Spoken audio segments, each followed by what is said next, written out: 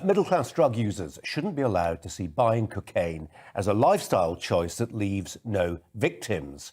This was the message today from government ministers who say it's time to use the power of social stigma to make drug use less acceptable, especially in parts of society where they are taken recreationally, but where the violent crime that goes with drugs doesn't have to be dealt with.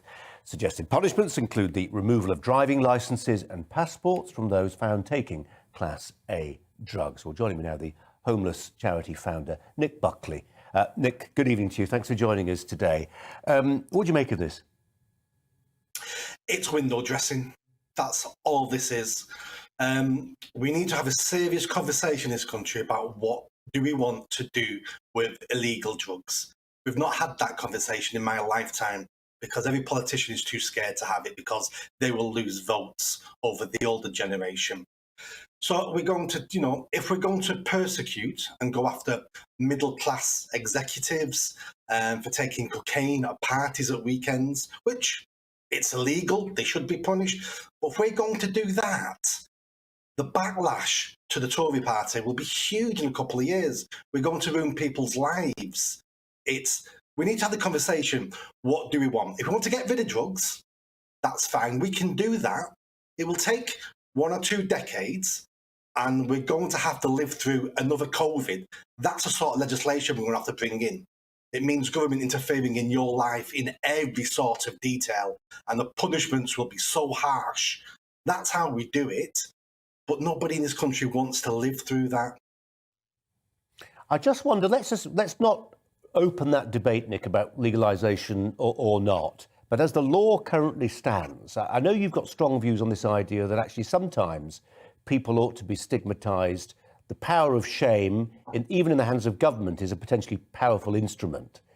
Do you, I mean, you say it's just window dressing, but just as a policy, the idea of saying, OK, if you are found, whatever your background, in possession of a Class A drug, part of the suite of punishments that we can use, because we know that, for instance, paying a fine, if you've got lots of lolly, is not going to hurt you very much. Take away your passport and stop you going for your skiing holiday in the January, February half term. That might bother you. I'm sure it will. I really am sure that will upset a lot of people if that happens. Will we do it? Absolutely not.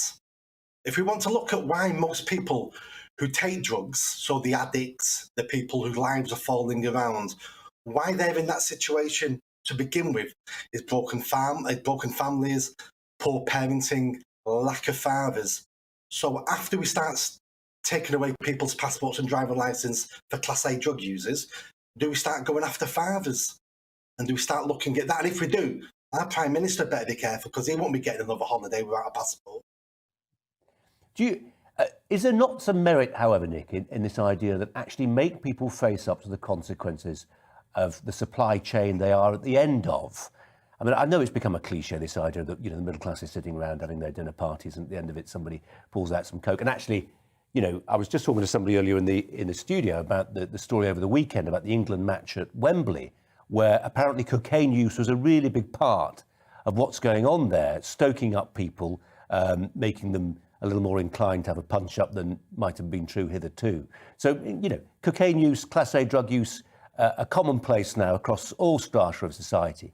But I just wonder that idea, at least there's some merit, maybe, in making people who don't have to face the consequences of living in some of the slums, crime-ridden slums, where drugs can take some people, that there is some merit, at least, in making some of those end users face up to some of the harsh realities of things like county line drugs, for instance.